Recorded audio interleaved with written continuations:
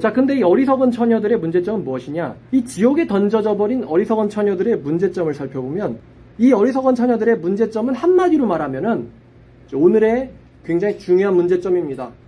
이 어리석은 처녀들은 문제점이 뭐냐면 막상 신랑의 오심에는 관심이 없다는 거예요. 신랑의 오매 관심이 없어요. 처지상으로는 기다리긴 합니다. 처지가 이 사람들을 기다리게 만들긴 하는데 막상 신랑에게는 관심이 없다는 거예요. 이게 어리석은 처녀들의 문제점입니다. 오늘 설교 제목이 답이기도 하겠죠? 왜 그 사람들에겐 기름이 없었느냐? 신랑의 신랑에 대해서 관심이 없다는 거예요. 관심이 없는 사람은 깊이 생각하지 않습니다. 다양한 발생 가능한 문제들에 대해서도 고민하지 않습니다. 대충 생각하고요. 발생할 문제들에 대해서 심각하지 않고요. 그 문제들이 얼마나 심각하게 야기될 것인지에 대해서도 예상하지 않습니다. 왜냐하면 관심이 없기 때문이에요. 관심이 없어.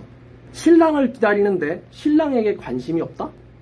아이러니하지만 바로 이게 문제예요. 신랑을 기다리는데 신랑에게는 관심이 없다. 예수님이 이스라엘 백성들에게 이렇게 말씀하셨습니다. 요한복음 5장이에요. 자, 예수님이 안식일을 지킨다는 사람들, 성전 좀 들락거린다는 사람들을 상대로요, 유대인들, 바리새인들에게 5장 42절을 보면요, 이렇게 말씀하셨어요.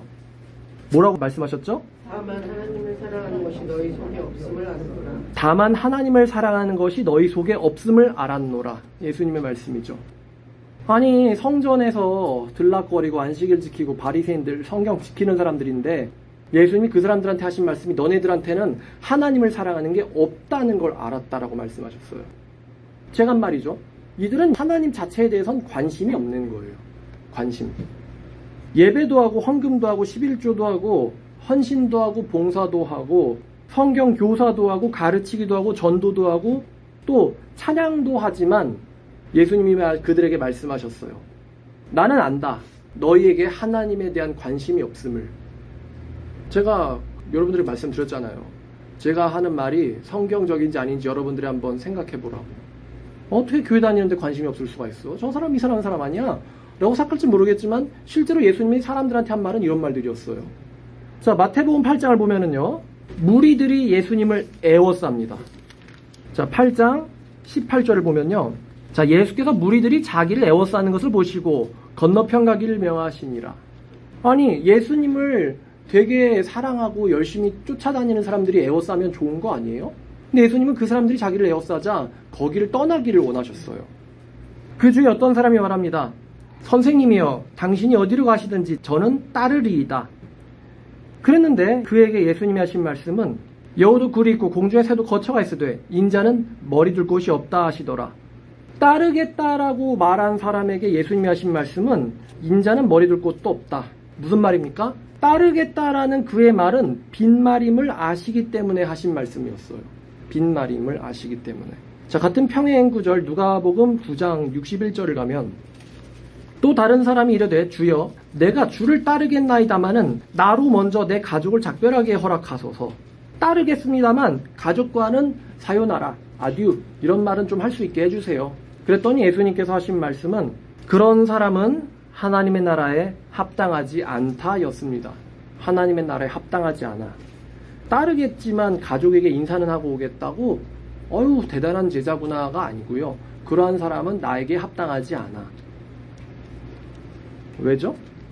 그렇게 말을 했지만 그 사람들의 말 속에 있는 본질은 그들은 예수님의 관심과 관심이 일치하지 않기 때문에 빈말이라는 거죠.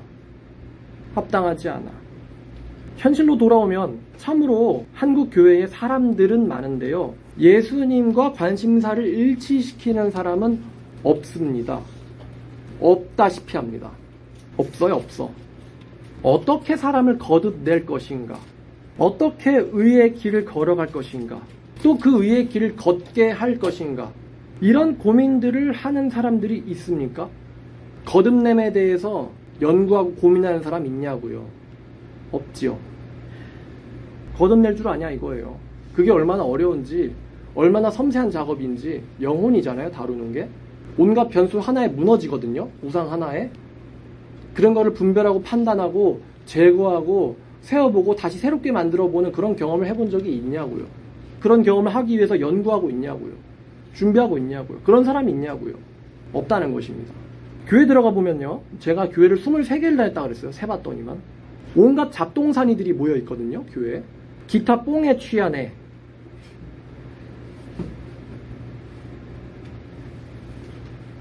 드럼 뽕에 취한 애, 노래에 취한 애, 아니면 앞에 서는데 취한 애, 차량 뽕에 취하는 데에 취한 애. 차량 집회 좋지. 또 그 와중에 여자애 눈 돌아간 애, 남자 보러 온 애, 교회 여자랑 하룻밤 어떻게 해보고 싶은 애, 지 자랑하고 싶은 애, 그 다음에 지 자랑 들어줄 사람 찾아서 온 애, 뽐내고 싶은 애. 얘네들의 특징을 잘 보면요, 열심히는 봉사하거든요. 찬양팀 실력 꽤 나와요. 하니까 따로 모여서 연습도 하고. 근데 이것들의 문제는 깊이가 없다는 거예요. 왜냐면 관심이 없거든. 관심이. 기타 코드를 어떻게 잡고 있게 할 것인지, 앰프를 잡고 톤은 어떻게 잡을 것인지, 거기에 관심은 있는데 정작 말씀의 정확한 뜻과 깊이 있는 실천에 대해서는 관심이 없어요.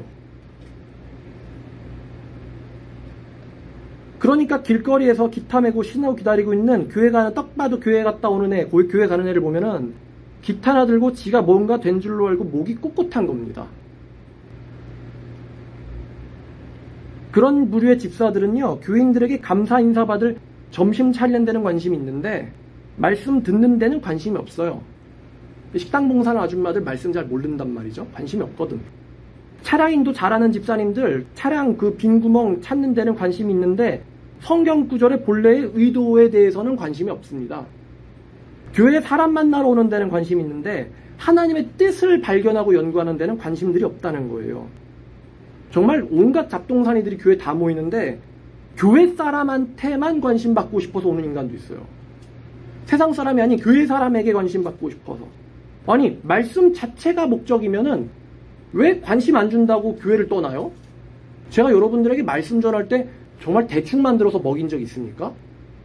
불량식품이나 아니면은 있잖아요, 막 지방만 잔뜩 있는 영양가 없는, 제가 그런 음식 만들어서 여러분한테 먹인 적 있어요? 아니요. 보통 설교 하나 준비하는데 일주일 걸리거든요. 묵상 일주일 하고 정리하는 데만도 몇 시간 걸려요. 정리한 거, 생각한 걸 어레인지 하는 데만도. 근데 말씀만 주면은 말씀으로 성장을 해야 되는데 말씀에 관심 있는 건 아니니까. 교회 사람한테 관심 받고 싶은데 관심을 안 주니까 또 교회를 나가요. 사람한테 관심 받고 싶어서 오는 사람들, 자기 말 들어줄 사람 필요해, 자기 말을 들어줄 사람이 필요해서 오는 사람들, 심지어는 또 돈 필요해서 오는 사람들, 돈 달래는 애도 있어요. 또 돈 안 주면 나가고, 또 여자가 고프고 남자가 고파서 교회 오는 인간들 있어요. 하이에나들이죠. 정말 별별 이유를 가지고 교회에 모여듭니다. 속상하지만 현실이에요. 여러분, 그 구약에 지난주 설교랑 좀 연관해서 얘기하면은 왜 이방 사람과 통혼하지 말라고 했느냐. 이방인끼리는 결혼해도 되나? 무슨 얘기냐면, 제발 부탁은 정욕이 있으면요, 그거를 차라리 세상 여자한테 푸는 게 낫다고 저는 생각해요. 정말 못 참겠으면. 근데 그거를 하나님의 언약 백성을 상대로 자기 정욕을 풀어버리면 말이죠, 어떤 일이 발생하냐. 둘 다 제거되거든요. 둘 다가 제거된단 말이에요. 민수기에서 그랬듯이 그 음란한 여자들만 제거되는 게 아니고 그녀들과 몸 섞었던 남자도 같이 제거됩니다. 하나님이 이방인만 치진 않아요. 오히려 본 백성들을 더 세게 치죠. 그러니까 교회에 제가 음욕 섞지 말라고 지 혼자 지옥 가야지 같이 싸잡아 데리고 지옥을 간단 말이에요. 그런 일이 일어나요, 실제로. 그러니까 좀 안 괜찮은 애가 그나마 괜찮으려는 애 잡고는 둘 다 같이 지옥에 가버린단 말이에요. 그런 거를 전 많이 봐왔어요. 깔끔하게 지만 지옥 가시고 교회 애들 끌고 같이 지옥 가는 일을 하지 말라는 겁니다. 솔직히 교회 애들 중에 애들이 있어서 그런데 성인업소 다니는 애들이 있어요. 사역자면서도. 그러니까 제가 이런 얘기를 안 한 거죠. 근데 저는 진짜 100번 양보해서, 저도 죄인이기 때문에 이해는 하거든요. 짜릿하니까. 근데 걔네들이 그건 잘못된 걸 알고 있죠, 당연히. 안 하려고 하는 거고, 회개하려고 하는 거고.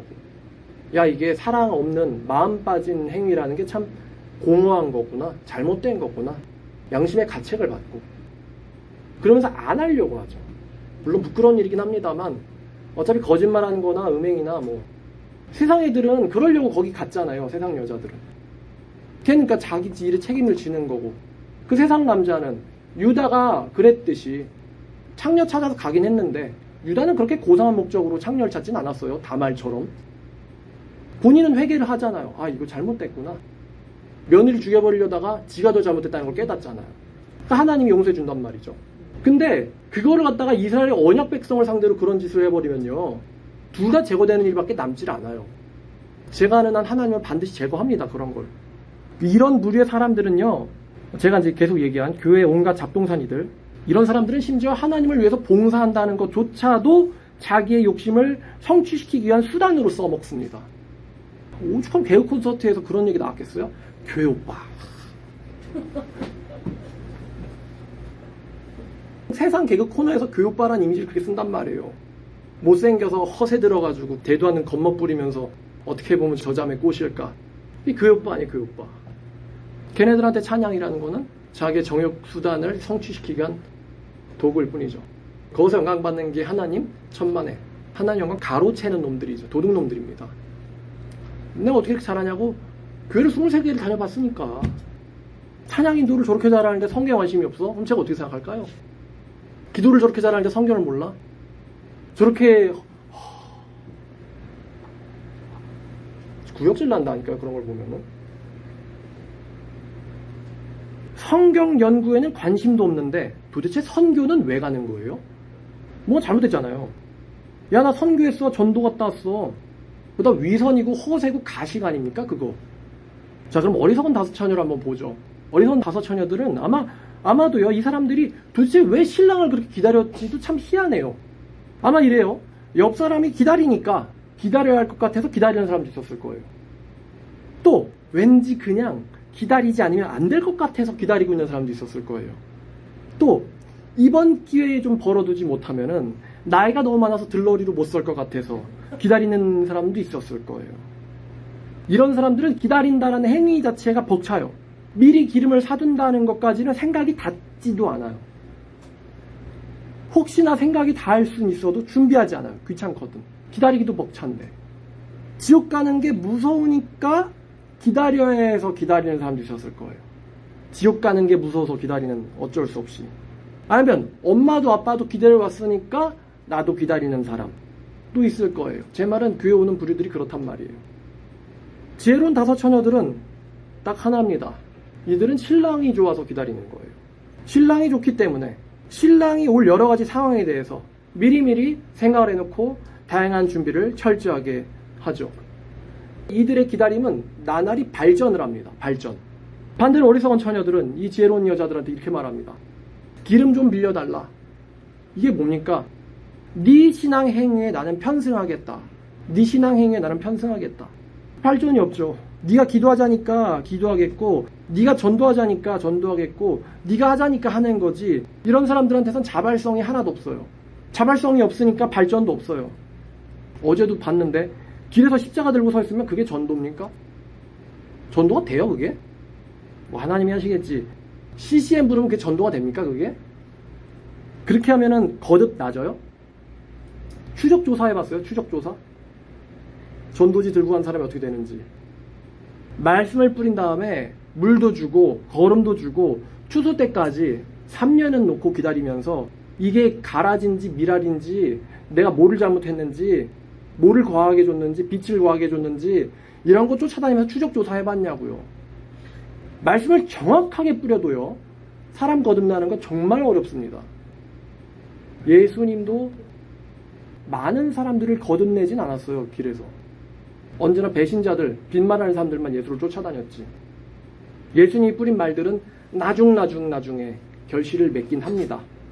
근데 그렇게까지 철저하게 하지도 않으면서 뭐 기타 치고 전도지 주고 뭐 예수 믿으세요 한마디에 뭐 하나님이 하셨겠지.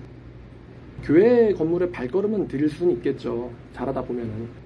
외로운 애, 정말 소위 군대에서 뭐가 먹고 싶어? 초코파이. 뭐가 보고 싶어? 여자들, 찬양 듣는 여자. 그래서 교회 간 애들이 있잖아요. 군대에서. 근데 그래서 거듭은 나지 않죠. 제가 저번 주에요. 이런저런 이제 이야기를 하다가 이제 사모가 무슨 영상을 하나 발견을 했어요. 그래서 저한테 영상을 하나 보내줬는데 그게 지각에 대한 어떤 심리학자의 강의였어요. 제가 보통 남의 강의 잘 안 듣습니다만 그 사람의 지각에 대한 강의만큼은 제가 틀린 말을 하나도 찾을 수가 없었어요. 여러분들 꼭 보시길 바랍니다. 그 심리학자에 따르면은 지각하는 사람들한테도 부류가 있습니다. 크게 나눠서 두 부류인데요. 정확하게 10분 혹은 30분 혹은 1시간씩 일정하게 늦는 사람들이 있어요. 또 어떤 때는 정시에, 어떤 때는 5분, 어떤 때는 1시간 지각하는 시간이 들쭉날쭉하는 부류가 있습니다. 이 두 부류의 사람들이 있는데 이 들쭉날쭉의 부류 같은 경우는 미래 예측 지능이 부족한 경우라고 합니다. 근데 정확하게 시간을 넣는 사람도 있잖아요. 10분이면 10분, 20분, 20분. 이런 사람들은요, 이제 자기가 늦기 직전까지 뭔가를 하고 있어요. 그리고 그걸 하다가 목적지로 가는데 이 사람에게 마음의 준비가 필요하거든요. 공부 끝났다 바로 가야지. 이렇게 안 가고 마음이 전환되는데도 좀 준비 시간이 필요하단 말이에요. 근데 이런 거는 계산 하나도 안 하고 자기가 수백 번 동안 시행한 것 중에 가장 어쩌다가 빨리 나온 시간을 기준으로 출발을 하는 거예요. 제가 여기서 총신대학교 사당에 있는 거 가는데 최단 시간 아마 한 30분인가 40분 끊어놓은 적이 있어요. 근데 그렇게 예측해서 아침에 등교할 때 8시 20분에 만약에 제가 차를 끌고 나갔다. 그러면은 10중 8구 지각하겠죠? 왜냐면 밀리거든, 아침에는. 근데 그렇게 보통은 한다는 거죠. 이 사람이 또 재밌는 얘기 하나 있는데 꼭 지각에는 어떤 지각러들한테 룰이 하나 있는데 가까울수록 늦는다는 거예요. 먼 사람은 잘 늦질 않죠. 일단 이 지각에 대한 영상을 꼭 들어보시길 바랍니다. 근데 이 사람이 이런 이야기를 했는데요. 여러분이 만약에 모임을 하는데 어떤 사람이 늦었어요. 근데 걔는 상습적으로 늦는 사람이에요. 그럼 여러분의 기분이 어떨까요? 기분이 안 좋죠? 왜 안 좋냐? 왜 안 좋냐면은 그 지각하는 사람은 그 만남을 혹은 모임을 중요하게 생각하지 않는다는 거예요, 사실은. 여러분 중요한 만남에 늦겠습니까? 예를 들어서 소개팅, 중매예요. 여기에 늦는 사람이라면 여러분 어떻게 생각했어요? 나는 미리 나와서 레스토랑이나 카페에서 기다리고 있는데 그 사람은 10분, 20분, 30분 늦게 왔어요. 미리 연락도 없이. 여러분 어떻게 생각하겠어요? 아무리 해도 그 사람 좋게 볼 수가 없어요. 왜냐면 그 사람은 이 만남을 중요하게 생각하지 않고 있구나. 그 사람은 나를 중요하게 생각하고 있지 않구나 라고 판단해 버리거든요. 정말로 그 모임이, 그 만남이 중요한데 일주일 전부터 생각해왔고 준비했는데 상습적으로 10분, 30분 늦는다? 있을 수 없는 일입니다. 그거는. 사람인지라 어쩌다 한 번은 늦을 수 있죠. 그러나 상습적인 것은 이 사람은 내가 중요하지 않구나. 그럼 나도 그 사람을 안 보면 돼 라는 거죠. 그 심리학자가 이렇게 얘기하는데 그렇게 매번 늦는 사람이랑 친구는 할 수 있어요. 그러나 그 매번 늦는 사람과 여러분은 절대 중요한 비즈니스 관계가 되지는 않을 거라고 얘기했어요. 일의 우선순위에서 중요한 인간관계에서 빠져버리거든요. 그 사람은. 마찬가지입니다. 여러분 예배에 매번 늦는다? 그러면 하나님이 어떻게 생각할까요? 얘는 나와의 만남을 중요하게 생각하지 않는구나. 그러면 하나님이 또 이렇게 생각하시겠죠? 얘는 나에게 중요한 사람이 아니군. 제가 여러분에게 선생대라고 하니까 제자들한테는 뭐라고 핑계할 겁니까? 하나님을 만나면 인생이 변합니다. 하나님을 깊이 알려면 성경을 배워야 되고 하나님을 또 만나기 위해서는 그분을 경배해야 돼. 그렇게 가르친 사람이 막상 경배 시간에 늦어요. 그것도 매번 상습적으로. 그러면 하나님이 중요한 분이라고 그 사람이 말은 하는데 예배에 대해서는 매번 늦는 선생을 보면서 제자가 어떤 생각을 할까요? 저 사람은 말과 행동이 달라. 말로는 맞는 말 하는데 행동이 다르게 돼. 즉, 저 사람은 거짓말쟁이군. 그 사람의 말을 신뢰할 수 있을까요? 그 히브리서 10장을 보면요. 자, 혹시 여러분들 중에 이런 사람 있을 수 있어요. 자, 10장 26절. 우리가 진리를 아는 지식을 받은 후 짐짓 죄를 범한 즉 다시는 속죄하는 제사가 없고 오직 무서운 마음으로 심판을 기다리는 것과 대적하는 자를 태울 맹렬한 불만 있으리라. 모세의 법을 패한 자도 두세 증인으로 말미암아 불쌍히 여김을 얻지 못하고 죽었거늘 하물며 하나님의 아들을 짓밟고 자기를 거룩하게 한 언약의 피를 부주한 것으로 여기고 은혜의 성령을 욕되게 하는 자가 당연히 받을 형벌은 얼마나 무섭겠느냐 너희는 생각하라. 원수 갚는 것이 내게 있으니 내가 갚으리라 하시고 또다시 주께서 그의 백성을 심판하리라 말씀하신 것을 우리가 아노니 살아계신 하나님의 손에 빠져들어가는 것은 무서울진저.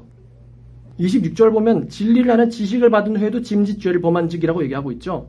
여러분 중에 혹시나 알고서도 죄를 범하면서 하나님이 살아있나 보자 이렇게 생각하는 사람 있는 것 같은데요.